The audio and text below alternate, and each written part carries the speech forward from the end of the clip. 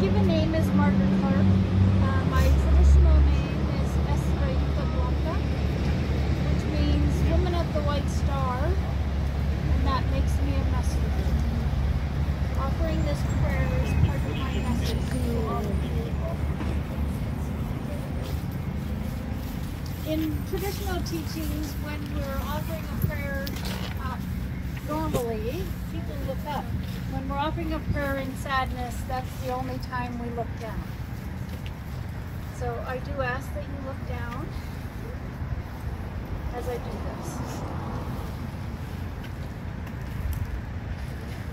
Creatrix and Creator, grandmothers and grandfathers of the four directions, Mother Earth and Father Sky, Grandmother Moon and Grandfather Sun, I thank you for this day. I thank you for this way. I ask that you walk with us and that you talk with us.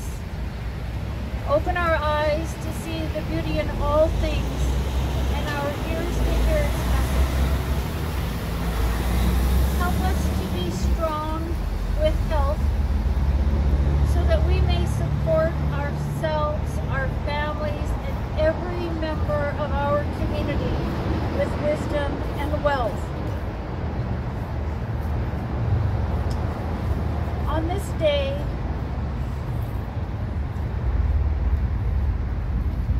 this day is so heavy. I brought my heavy stone with me.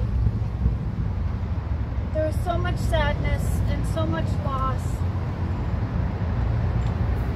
so much pain and so much unresolved answers to questions that we may not have even formed as to how or why or the reason. I know that no one leaves the earth without having fulfilled their purpose and without having a reason, and we may never know what that reason is. So I ask that for those who have lost somebody to the streets, as we have all lost people to the streets, to be strong and to know that you're not alone, and to know that all people that are here and many people that would want to be here support you and care about you. All my relations.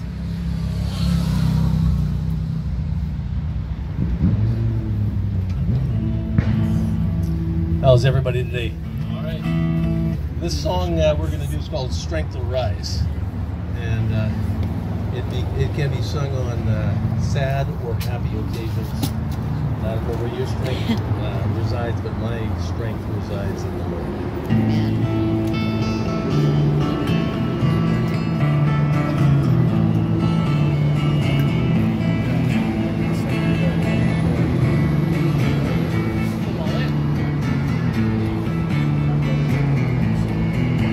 Strength will rise as we wait upon the Lord. We will wait upon the Lord. Wait upon the Lord. Strength will rise as we wait upon the Lord. We will wait upon the Lord. Wait upon the Lord our God. You reign forever. Our hope, our strong deliverer. You are the everlasting God. The everlasting God. You do not faint and you won't grow weary. You're the defender of the weak. You comfort those in need. You lift us up on wings like eagles.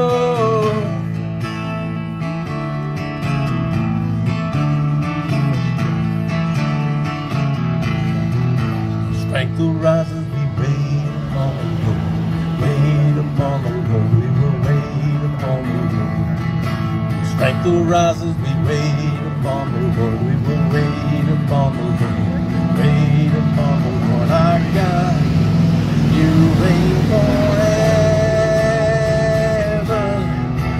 Our hope, our strong deliverer.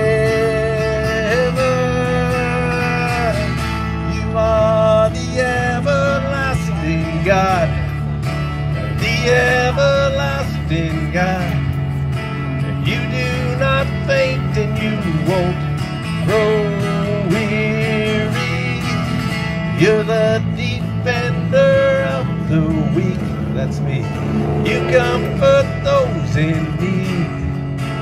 You lift us up on wings like eagles. You are the everlasting God, the everlasting God. You do not faint and you won't grow weary. You're the defender of the weak. You comfort those in need. You lift us up on wings like eagles.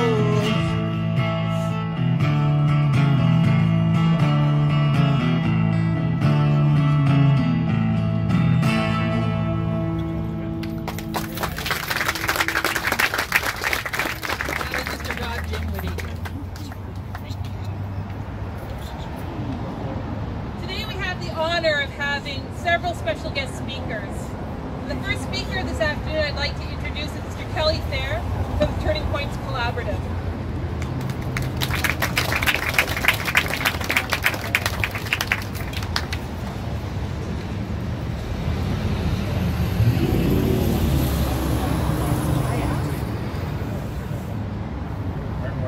My name is Kelly Fair. I'm Senior Manager with Turning Points Can't Collaborative. hear you. My name's Kelly Fair. I'm a Senior Manager with Turning Points Collaborative. I'm also a City Councilor here in Vernon, and I'm a person in long-term recovery. Today's a very somber time. We're here to gather to remember those that have passed away without the dignity of having lives. I'm going to be brief, but I just wanted to talk about the need for cooperation, love, and advocacy amongst each other. Just as when I quit drinking a number of years ago, I found a support system of people that had gone through similar experiences that were there for me to support me. And it's not that unsimilar from those that are struggling with the housing crisis today. Sometimes we need people with shared experiences to come alongside and to walk alongside us to support us as we find housing in a very hard housing market.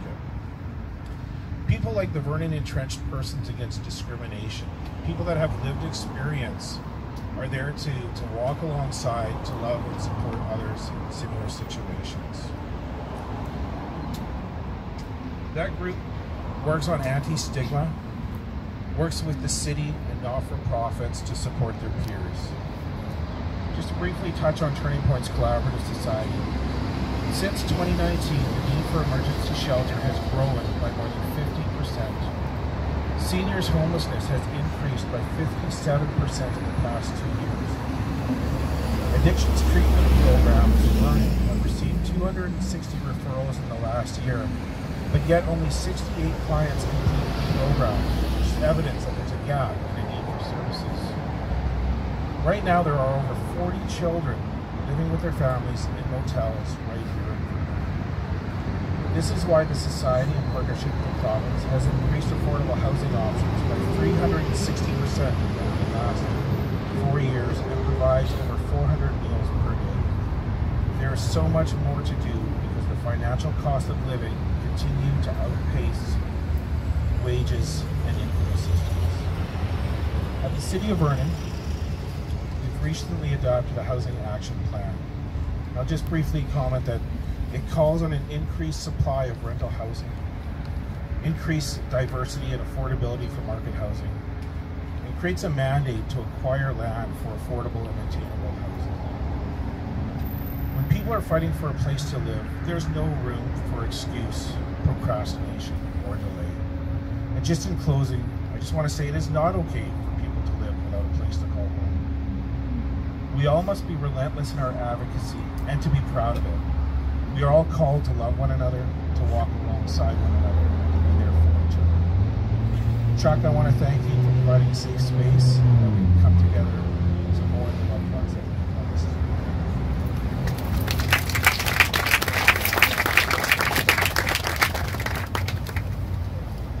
Thank you, Kelly.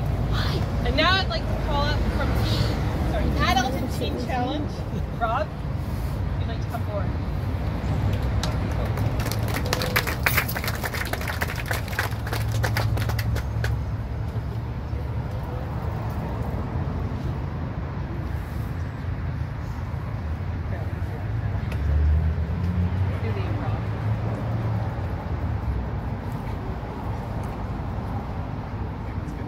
Good morning. My name is John. My name is John Oig. I'm the program manager at the Adult and Teen Challenge Okanagan Men's Center, and I'm also a graduate of the program. I was homeless and addicted to crack cocaine for about 12 years of my life, and all the things that come along with that, and but I think at a deeper level, the real issue was that I was apart from God. And I went to Teen Challenge 2014, and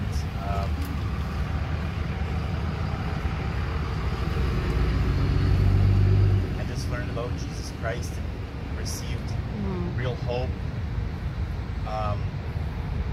He's the one that filled that emptiness in my heart that I was trying to fill with drugs and alcohol. And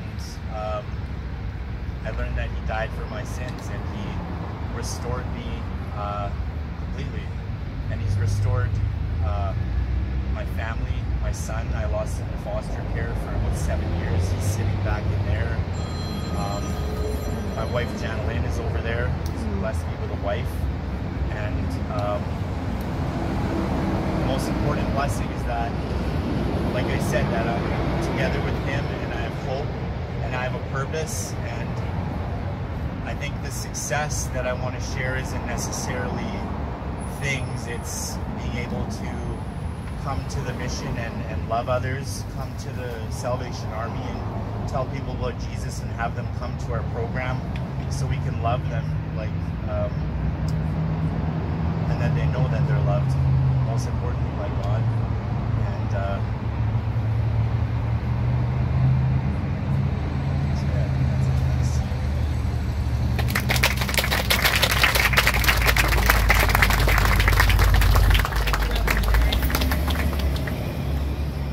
Next, I'd like to call up Mr. Jaco Devin from the Upper Room Mission.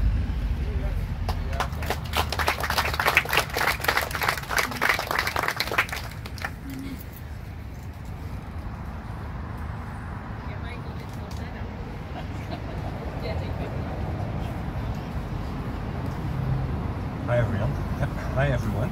My name is Jaco Devin, and I'm the general manager at the Upper Room Mission. Thank you, Chuck, for inviting me to come and speak here and just share for a few minutes. When I asked Chuck what he would like me to talk about today, he said he'd like me to share a success story. I was a bit puzzled by his request for a success story when we are here at a memorial, remembering those who've lost their lives.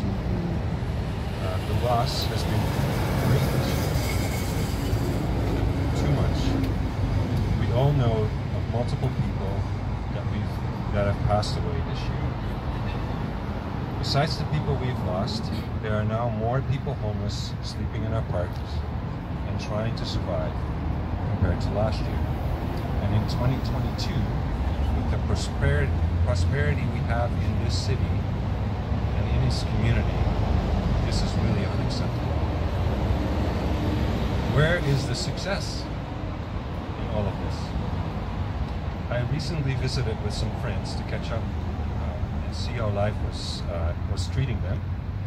And after our usual conversation about family and kids and vacation, my friend asked me, "How's it going at Mission Impossible?" I laughed a bit and replied, "Yes, it often feels like that, doesn't it?" Her question stuck with me for a while. Is the Upper Room Mission Impossible? Is what we do collectively as service organizations to the homeless Mission Impossible?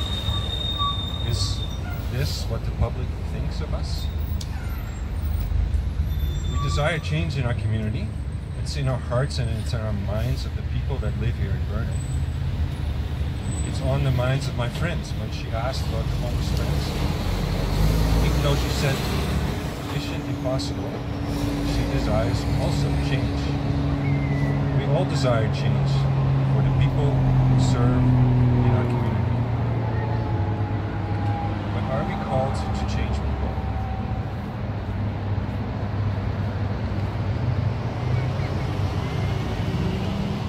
My answer to this question would be no. Don't get me wrong. We would love to see a change in a person's life.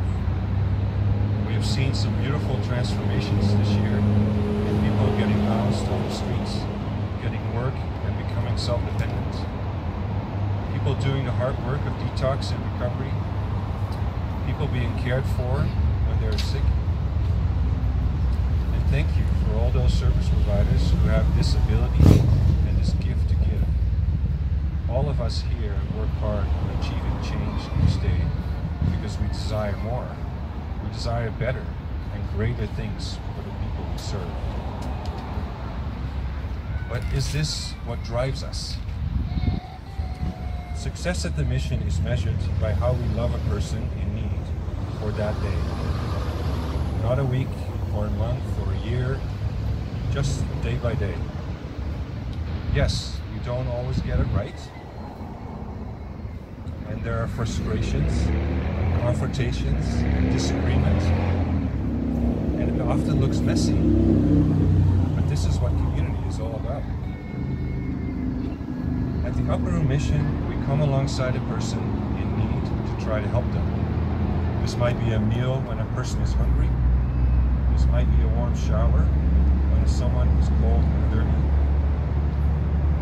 This might be dry clothes when someone is wet and had their stuff stolen that night.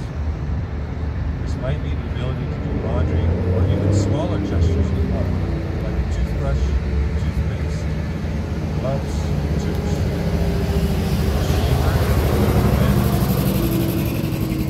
success for us, for our staff at the mission, is a smile, a hug, an opportunity to talk and encourage, to pray, to love with someone.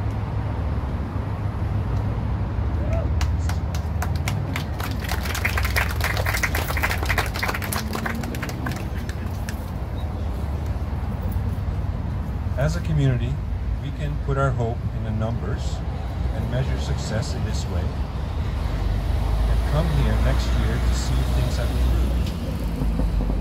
We work hard, we invest more money, and we hope that the numbers change. We hope that we see the streets and parks empty, and we hope, and we should, and we need to set these goals. But our first mission as a community is to love. Loving someone in need is not mission impossible. It is what we all can do, and it starts here. When it comes to the impossible, from the mission's perspective, from my perspective, we can leave this up to our God, our Creator. Matthew 19 says, with humans, things seem impossible, but with God, all things are possible. And as we remember our homeless friends who lost their lives today, let's double down on loving our neighbors, our friends, our family, our community, which includes our homeless. Let's do our part, and my hope is that through the love we give, we will see the change we desire. Our mission is not impossible. Thank you.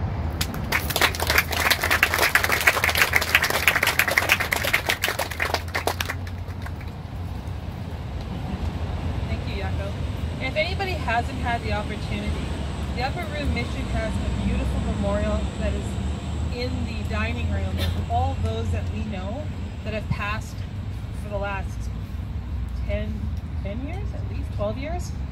You walk in there and it's a little daunting.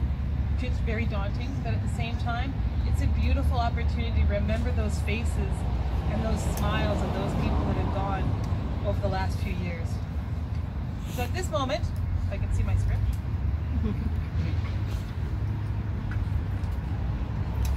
Alvino from Bill's Place would like to say a few words. Welcome, Alvino.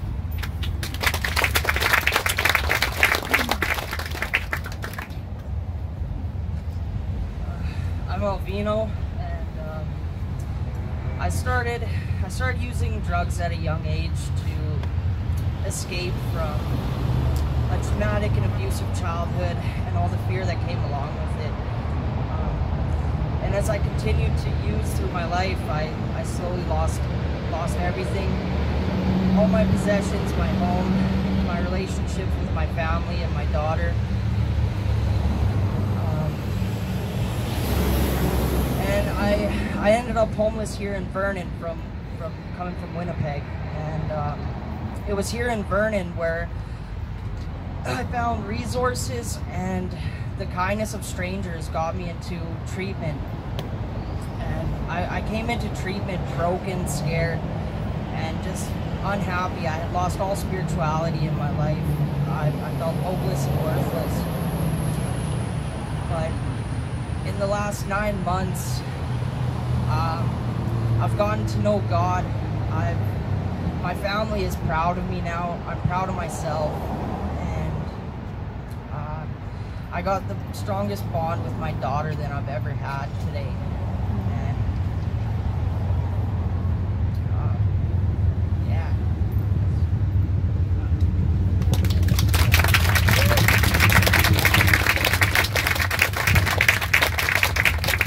It's not easy getting up here. It really isn't. So finally, I'd like to invite Mr. Neil Thompson. Mr. Thompson has been with us many years.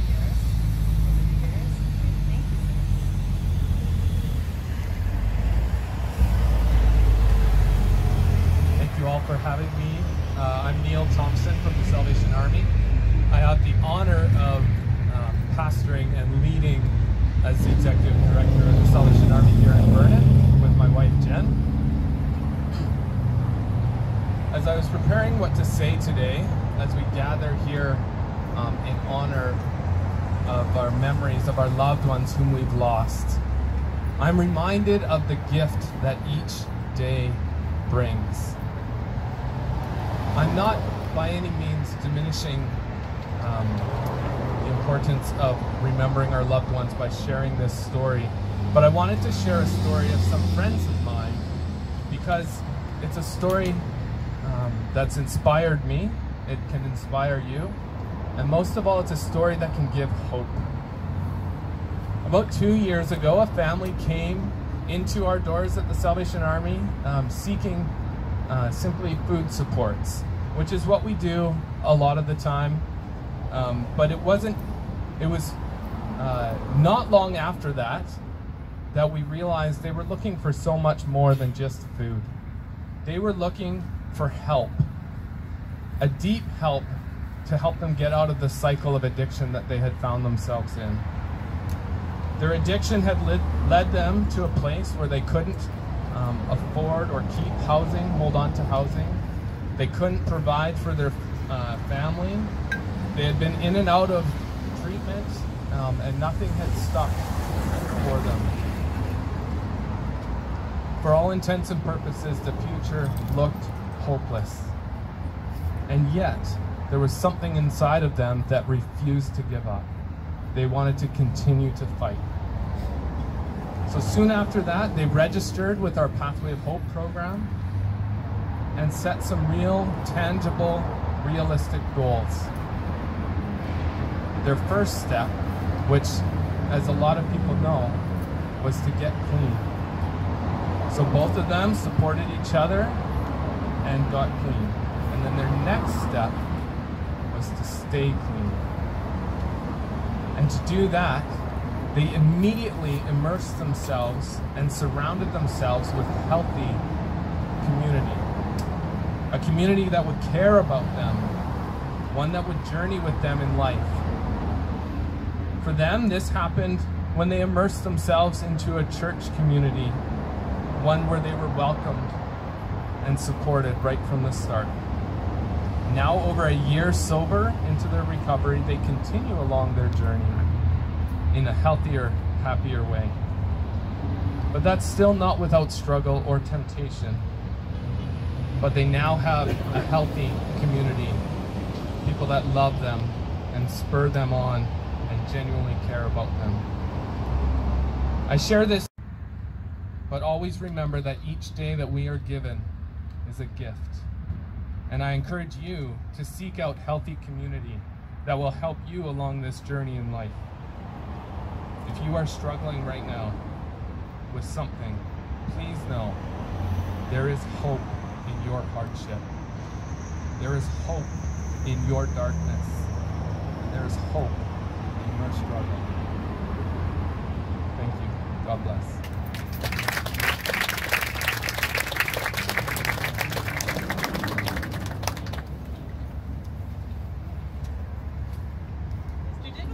Yeah, I thought Rachel's were going to talk.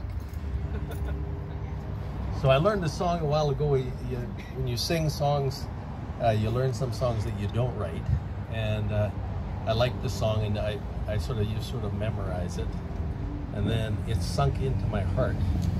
And Zach Brown wrote this song, and it just kind of speaks to me.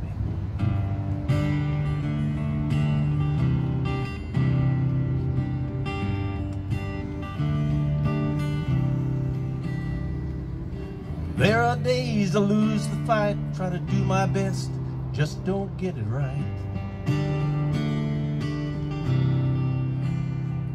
When I talk a talk that I don't walk, miss the moments right before my eyes. Somebody with a hurt that I could have helped, somebody with a hand could have held. I just can't see past myself, Lord help me be a little more like mercy, little more like grace, little more like kindness and goodness, love and faith, little more like patience, little more like peace, little more like Jesus, little less like me.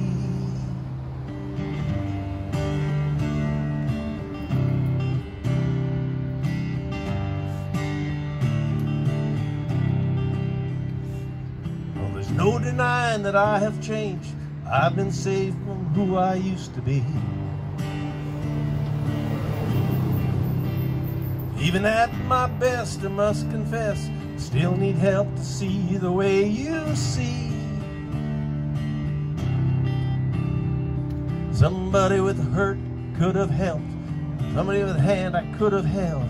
I just can't see past myself, Lord help me be a little more like mercy, little more like grace, little more like kindness, goodness, love and grace, little more like patience, little more like peace, little more like Jesus, little less like me.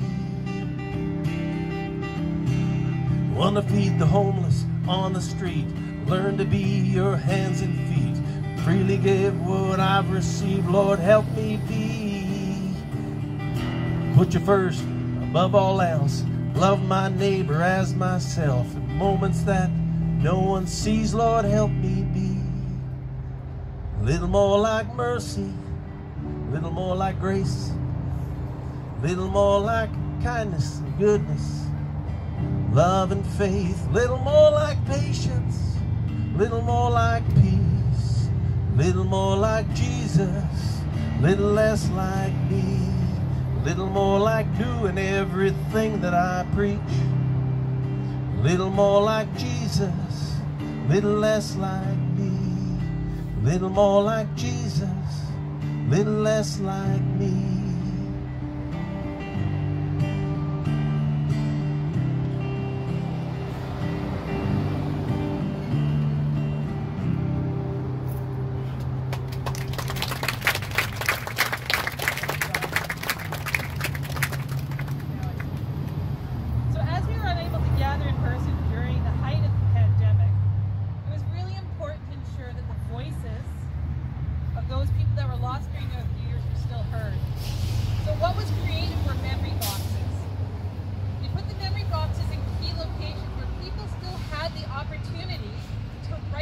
their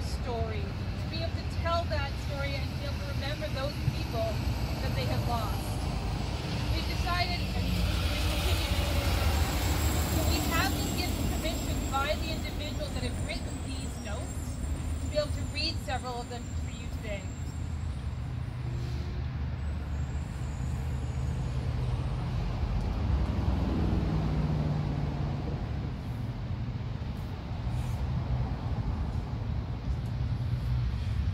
This is entitled My Beautiful Sweetheart, and it was submitted by Peter Doring. Oh, Susie, oh, how lucky we are to have met you. You were my most beautiful sweetheart.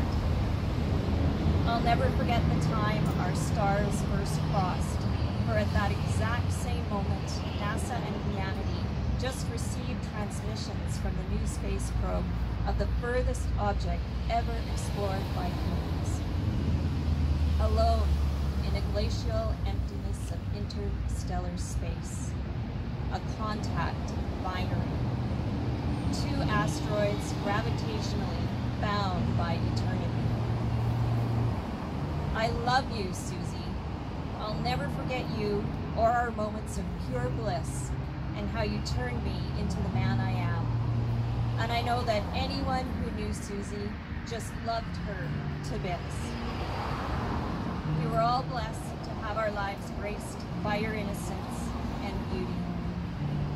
We thank you from the very bottom of our hearts.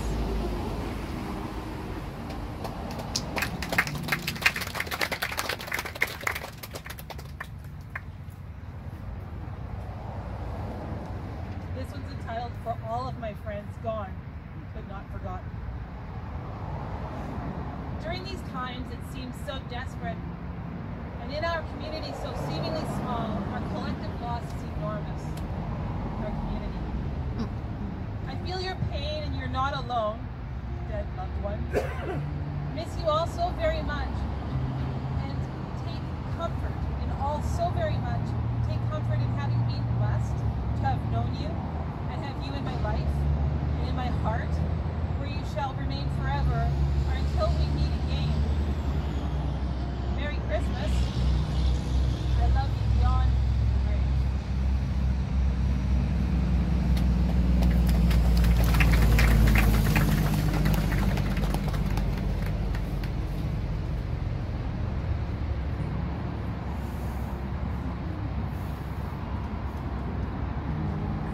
This is for two individuals. Dennis was a good person, even though I'm not sure his full name, trusted me to do what I said and to be his friend. I'll miss you, buddy. Chris Levy was an all-around fantastic friend who was there when I needed him. As I fondly remember the evolution of our friendship, going from me referring to him as annoying Chris, to me thinking of him as my very, very, very best friend, as well as the first person, the greatest person I knew.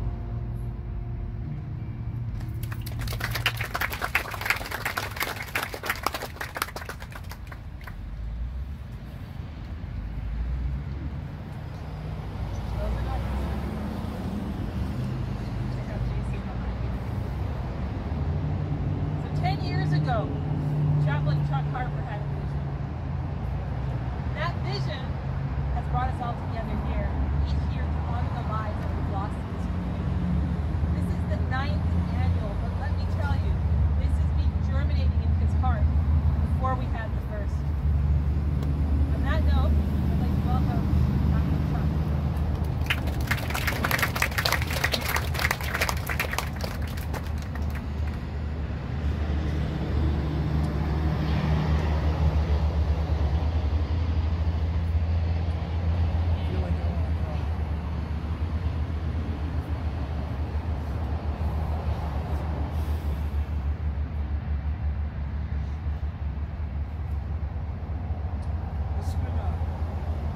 This has been a tough year. It's been a tough 3 years. It's maxed out, so I gotta eat it. Check. I don't think that one's any better. Is that all? Oh, wow. What the heck were we doing? Sorry.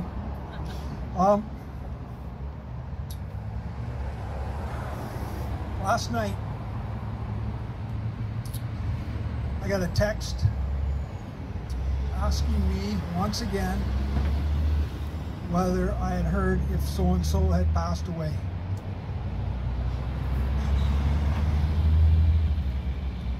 Last night and this morning, I was able to confirm that this man had passed away. I don't know the details. I do know that his partner was with him and he died in her arms, and I'm assuming it's an overdose.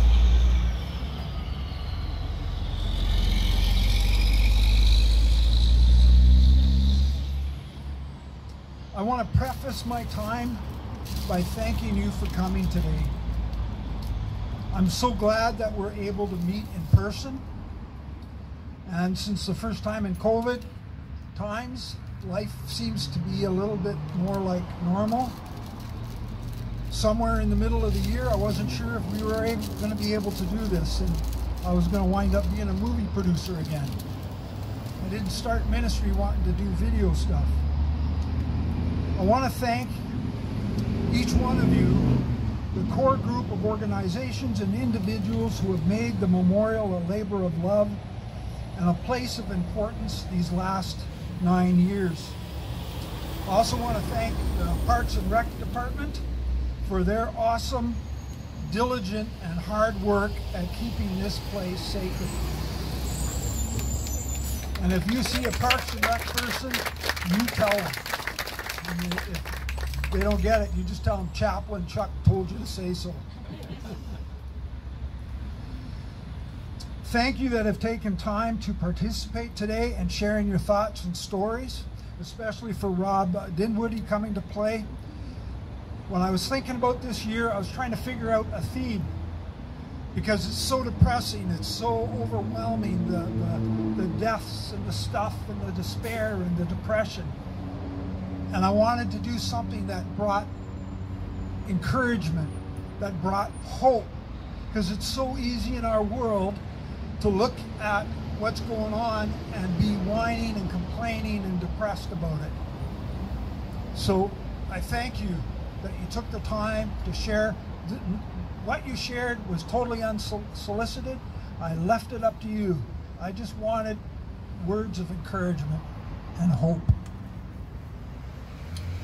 I would like to begin by sharing a memory for me for a fallen friend. His name was Merle, and my first meeting with Merle is when I was working at John Howard, and Merle and I didn't get along too well, and the police got involved, and so he wasn't allowed to be on property when I was working, and so I had to make sure I avoided him at times, which wasn't easy for me to do. Just earlier in this year, this winter, I found out that he had passed away behind a dumpster behind the bowling alley.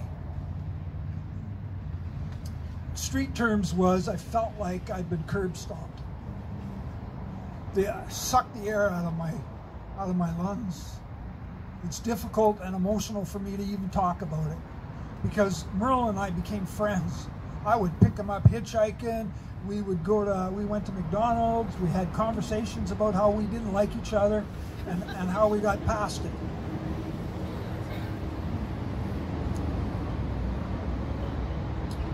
It's hard for me to watch people age and for people to die.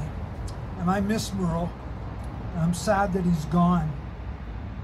I would like to share some stories and some ideas and close with some words of encouragement and solutions. Now I've shared, so there's new faces here, so I can repeat some of my old stories, but I have shared my own journey of brokenness and addiction over the years and the different things that have happened. I was a violent alcoholic. By the time I was 22 years of age, I'd already had a criminal record. My marriage was broken. I wasn't welcome in my my family's home. My mom said I couldn't come around, and I had nothing. And so, in a drunken stupor at 22, I'm just a little bit older than that now, I asked God to help me get sober, to get clean. In 2019, we were here. My mom was sitting over there. We moved her from Summerland to Vernon. She sat here with her oxygen tank and her walker, and she made friends with some of my friends, because that was my mom. She passed away. She was my biggest fan, and one of her final words to me before she died was, I asked her, should I go to work or should I play hooky? And she told me to go to work. I've been going to work ever since. I miss my mom. I was recently reminded that we should never make this about politics. That it's always a time and place for remembering, honoring, and supporting. And I remember, as Rachel said, I remember standing here 10 years ago with a group of people looking at this flower garden and looking at the street and trying to figure out, was this the right place to put a memorial? And it is. It's noisy, but this is the streets. People living on the streets. They got the noise of the streets. You look behind me and you look at the rock and you look at the creek and you look at the greenness, and there's a sense of peace. There's a sense of sacredness. And I felt this was, and the team said, this is the place.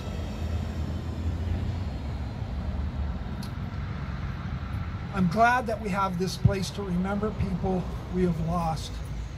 Recently, I was asked to come up and visit the Kamloops Mustard Seed, and as I was taking a tour and hearing about the great work that they're doing up there, I was brought back to my roots and the experiences I had in the late 70s. Yeah, I'm old.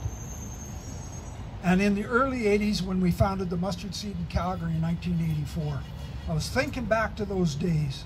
And like this present social climate we find ourselves in, I personally never thought that the homeless issue, poverty and addiction issues would be so complex.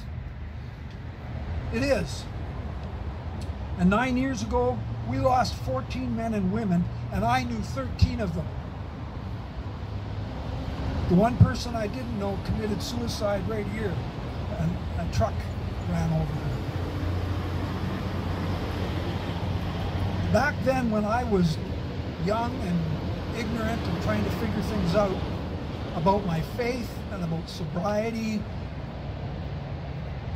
it was that thing about faith that kept me sober.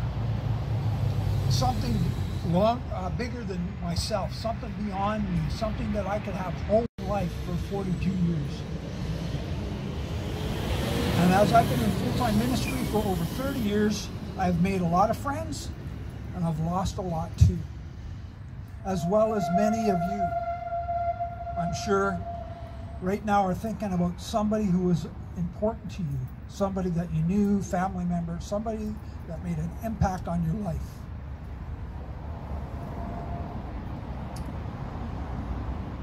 In Proverbs, the book of Proverbs, chapter 31, verses 8 and 9, it says this: "Speak up for those who cannot speak for themselves, for the rights of all who are destitute. Speak up and judge fairly. Defend the rights of the poor and the needy." While faith is the core and foundation of who I am and what I do and what we as a ministry believe, my own lifestyle recovery, my heart recovery is in my DNA. But I would never presume, and those of you who know me will know this to be truth, I would never presume to expect people to believe as I believe. That's not my role. I believe our role is to honor and respect those we keep on losing, men and women who are more than their addictions, men and women who have had little and at times little respect and at times no voice in life. They need to be remembered They need to be advocated for. And we got to remember, chronic addiction is chronic and it is progressive. But there's far more than addiction we need to address, and people have brought it up. You here today, you need to be remembered as well. Your loss is our loss. Your grief is our grief, and it is real, and it is a shared grief. We need to know that we're not alone, and that there's hope, and that there's healing for each one of us. And I believe that the Lord has given me a voice, and hopefully I speak for Him as I talk here today, and as I'm able to teach, as I'm able to share a cup of coffee, a meal, and even as our ministry continues to grow. We're now celebrating 10 years of ministry here in Vernon. We get to be a friend and a source of hope and healing. We live in a great city, and I meet caring people all the time. But I want to share 2 stories with you today that have had a deep and profound impact on me. A couple weeks ago, on Thursdays, I hang out with Bylaw, and we go and we check out all the camps. And me and another volunteer will drive around the city, we'll check the camps. We want to make sure people are okay. We hand out bottled water, blessing bags, munchies, just to make sure everybody's okay. And the other day, I came here, I walked over here, and I came to the park. I wanted to, I love Harley's. I came here because I wanted to get my head and my heart ready for today. And as I'm walking up here, right there were 2 bodies laying on the ground. Now as I'm walking up, and I'm looking, and I'm walking softly, I'm walking gently, because I don't want to startle anybody, but I didn't know if they were breathing or not. So I called out very softly, and one guy who was face up, his eyes fluttered. He's alive. I could see that they'd been using. And the second guy was crouched down, but he had a face plant. So his face was buried into the ground, but his butt was in the air. And I couldn't tell if he was breathing. So I talked to this other guy, gave him some water, and just sort of watched. And he was breathing, but very shallow, very soft. And he started to wake up, started to move around a bit. And then later on, Bylaw and I came back, and we were able to get him up and get them moving and stuff. This is not the first time I've walked upon a body and wondered if they were alive or not. Do you know how tragic and emotional that is? I've watched my friends, ambulances over here, people on the sidewalk, people trying to Narcan people back to life. I've never had to experience that. I've never had to experience whether or not somebody didn't make it. I know one of my friends here rescued Bill out of the creek. Bill didn't make it. And it wasn't drug addiction, it was an accident. As I understand, he drowned. It's a big deal, and it's emotional, and it's wrong. The other one is I was with my assistant, and we were driving around the park, and I was looking for one girl that I had spent probably a month and a half trying to get her some housing, because she needed to go in the hospital and she needed to get surgery, and it was serious. And she didn't need to be on the streets after surgery. She would have died. So I was looking for her, and I came across an animal control officer, and we were just chatting. You know, just, oh, what do you do? All this stuff. And so we're having a great conversation, and all of a sudden an old timer on a bicycle, old timer because he was older than me, and he stood right behind me. So I'm having a conversation. This guy's standing behind me. I couldn't even see his face. But I decided I wanted to finish my conversation with this lady, and I backed up, and he came around. And I'm not going to get into all the details, but the venom and anger in his voice as he blamed the animal control officer, not the bylaw that does things here, the animal control officer, not her job, not her area, went off on her, telling her that she's responsible to pick up the trash at the back of Polson. And he wasn't talking about the trash.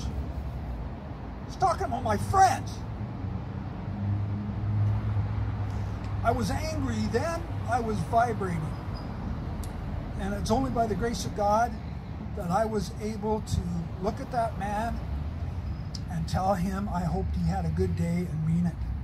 And got into my car, vibrating, angry, ready. I would have acted out many years ago. I'm so angry right now, even talking about it, because it's so wrong. But it's just not him. I've had conversations with people throughout the whole city, different lifestyles, different things, different points of view. There's a lot of anger and rage in this city over the homeless. Is it justified? In some ways, yes. In other ways, no.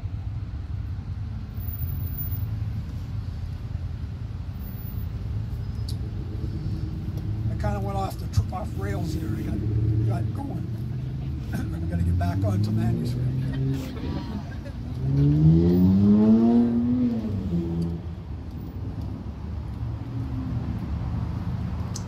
We are living in a city of frustration, ignorance, and anger towards our guys and gals. And the situation we find ourselves in is real, it's here, and I don't see it going away anytime soon. My role, I believe, is to speak on behalf of our guys and gals, the ones that can no longer speak for themselves, those who are alive, those that we will continue to lose, and to walk alongside you, my friends, collaborators, people who I work with or interact with. We are not alone, we are together. And we all, doesn't matter where our faith background, our lifestyle, or anything, we're all on the same page, even though we may not, our methodology or how we do stuff may be different. We don't want people on our streets dying anymore, right? So we're together on that. We need to encourage our men and women and find ways of hope and sobriety. And I know of one person's life who has been changed by what we do. And we just celebrated their first year of being clean. We need to celebrate the wins. We need to find ways of changing the lives, the addictions, to teach and inform people about the complexity of homelessness. I used to say a lot, we have a difference. There's houselessness and there's homelessness. Many people are homeless before they become houseless. Many people are housed in shelters and in prisons. They're not home. We need to find people homes. It is my belief, as Chief Dick Scherp from Poundmaker Lodge in Edmonton, or just outside of Edmonton, he said, oh, I lost my page. Oh, there we go. He said that we need to get out of the addiction maintenance building and into lifestyle recovery.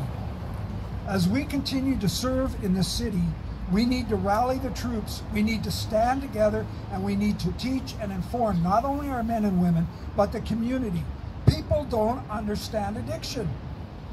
I had a lady at a store talking about something, and I said, no, I don't want to deal with, you know, the oils and the marijuana stuff because I'm an addict. And she said, oh, you're one of those. And I go, she don't get it. I could get addicted to soda crackers.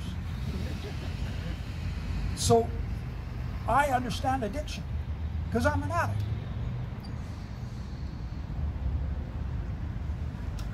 I want to be clear. For me, this has never been about politics. It has always been about getting to the heart of the matter and then speaking the truth in a way that of peace and love. It has always been about speaking up for the rights of the poor and the needy. It has always been about advocating for those who have no voice. Each one of us here care and are invested in the lives we are called to serve. The Bible calls them the least of these, the ones that society seems to want to dispose of. For those who walk beside our friends who are watching people dying, their bodies and their minds are being eaten away by addiction. I believe each one here are feeling a deep range of emotions, and no matter what our beliefs or our mindset, last year I called this the pandemic of grief, and I think we're still there. As we come out of this, we still come out with fear, anger, and rage that came with being shut down. I believe right now,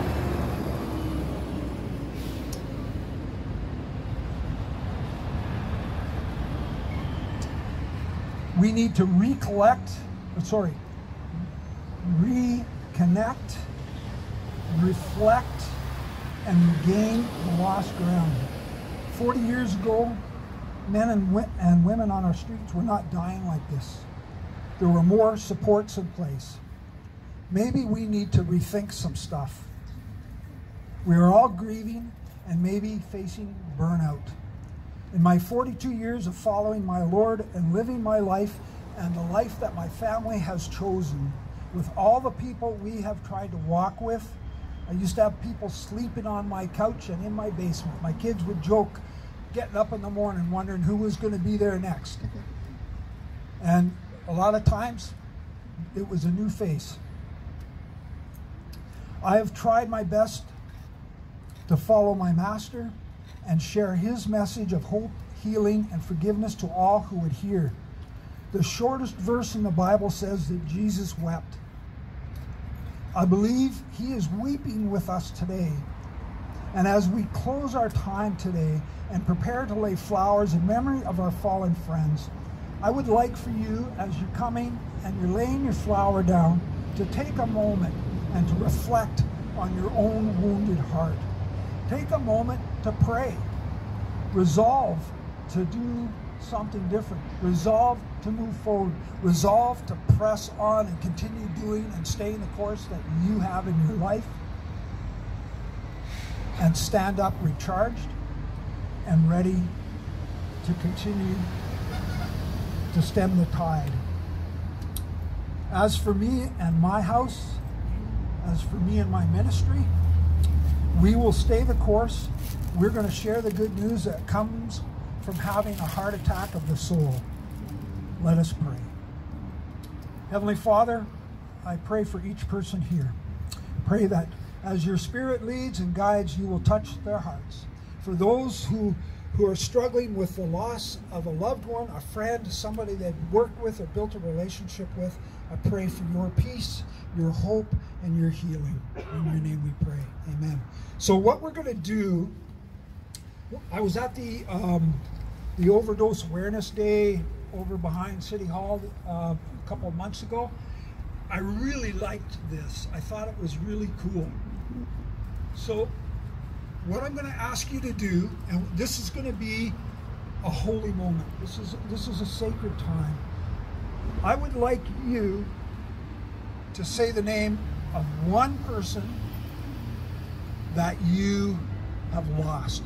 To stand up or sit down, say it out loud, and then after we've done that, I'm going to say a few more words, and we're going to have a moment of silence, and then we're going to do the flowers, okay? So, I share Daniel, the guy who just died. Go ahead, speak loud.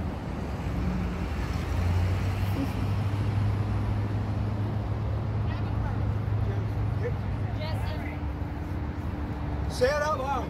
Megan. Hey. Ron. Doug. Kim.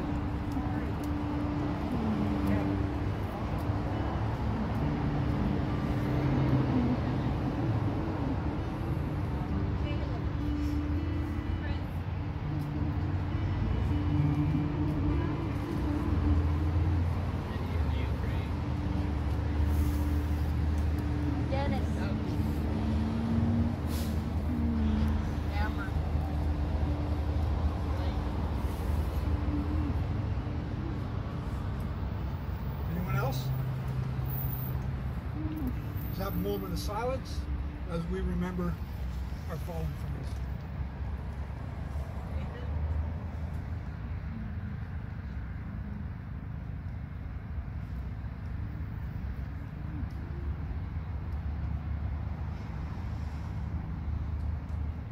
Okay, what we're going to do now is we're going to do the time of remembrance. And so we would encourage you, this is a sacred time, this is a holy time, encourage you to go behind the tree, come around, and both, and Cheryl, Rhea, and Annette will be having a flower. Take a flower, and then just come here and take a moment to remember those that you're reflecting on. And I will begin by laying the first flower.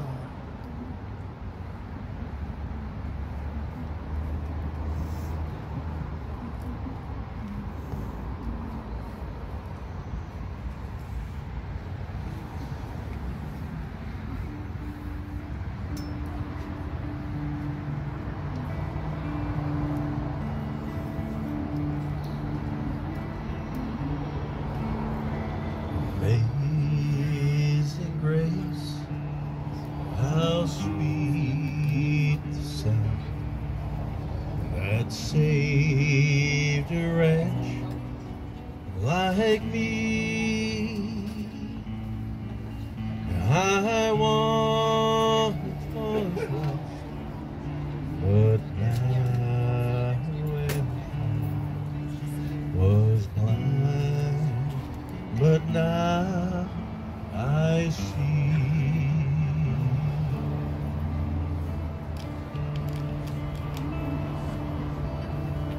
'Twas grace that taught my heart to fear, and grace my fears relieved. How precious that grace appeared, the hour I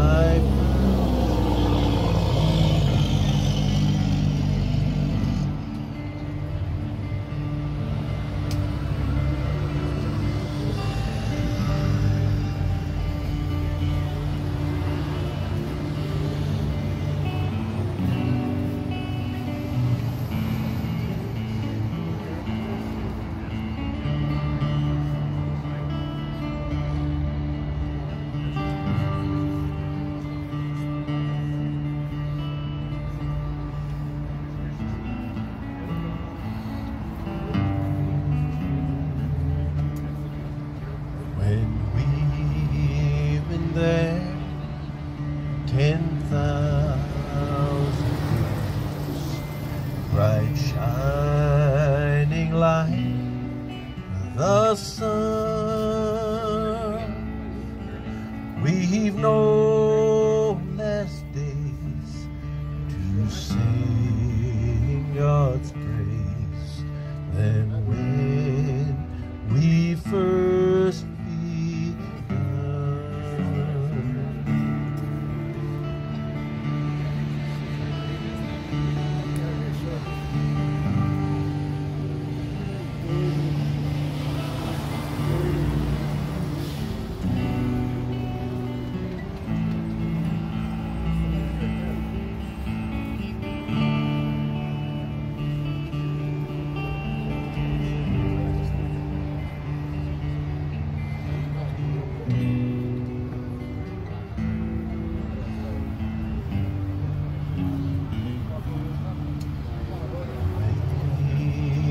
grace, how sweet the sound that saved a wretch like me.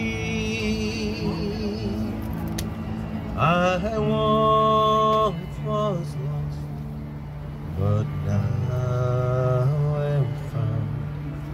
Was blind, but now I see. I once was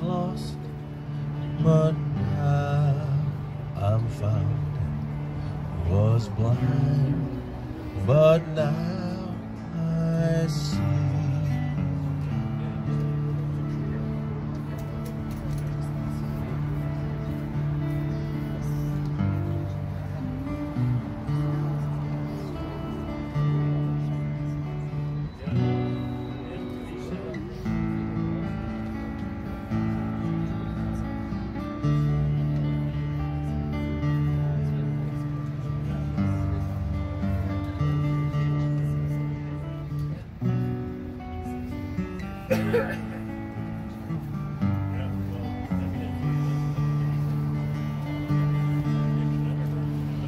lost, but now I'm found. I was blind, but now I see.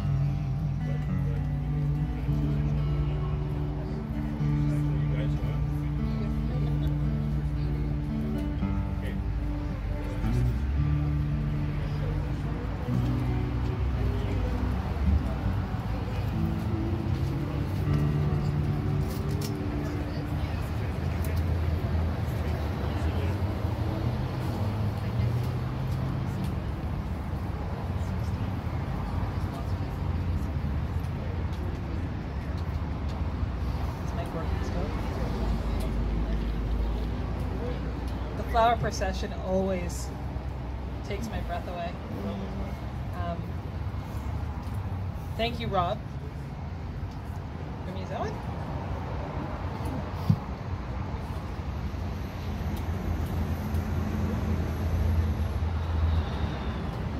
Is that better? Oh. As we wrap up, just want to let everybody know that the Upper Room Mission has graciously opened their doors at 3 o'clock. We're running a little overtime for a meal. If everybody wants to gather together, to break bread, to speak, to remember those people that we've spoken of here, and those people that not everybody has the capacity to get up here and have a voice in the way that we have today. It's hard sometimes to be able to get through this.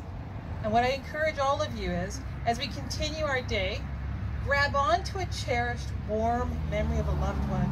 That smile, a shared laugh, or that moment captured in time that allows us to move forward. When I go into the mission and that tree of remembrance that's there, I remember the stories of the individuals that I see there. And for most of you know that I work at the Community Safety Office, Community Policing Office in previous life. So I've met these people in various parts of their journey, but there's smiles that I will never forget, specifically that of Charlotte's, that I will forever have burned into my mind, because she had a glorious smile. But I would thank all of you to go forward. Much love and light. Thank you all for coming and honoring those people that we will remember always and care for, that are honoring our lost friends and the loved ones of our community. Thank you.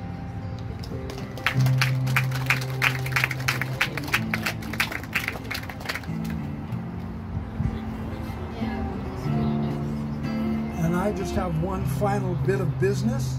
We have a lot of chairs here. If anybody feels like grabbing a chair or two and bringing it over to our trailer over there, I know I would be very happy. Thank you.